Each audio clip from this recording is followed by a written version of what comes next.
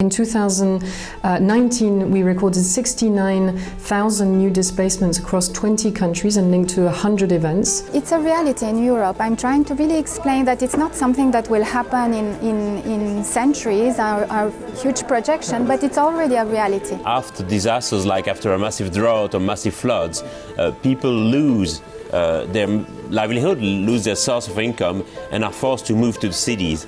This is a kind of migration that goes typically underreported. This phenomenon risks exacerbating socioeconomic inequalities because we are looking disproportionately at lower income families who are exposed to these, who are more exposed to these disasters in the first place, and who risk being displaced and remaining displaced for longer periods of time. Displacement means that they will be moving not necessarily far, but they will be moving away and losing their livelihoods. And very often these people are already in a migration story that's very complex, with parts of their families away and connected to different countries. So there's a lot of information that's missing about not just the number of people who become displaced every year, but also what happens to them over the long run. Who is most affected, the demographics of the displacement. The level of awareness and research as well on this issue in Europe is pretty limited at the moment. It's clearly an area which has been under-researched. It's a key international discussion to have. We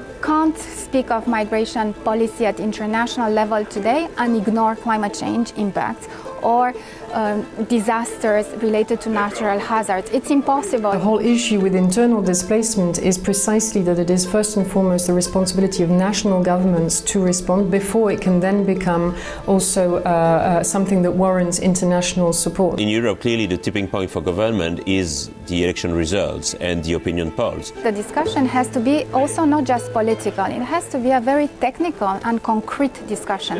What kind of consular services are available? What kind of protection is available for people moving? Is labor migration in Europe a response also to these environmental shocks? We expect that in the future, with the impacts of climate change, it's not so much the frequency of these events that may increase, but certainly their intensity. And it's that intensity that must be prepared for.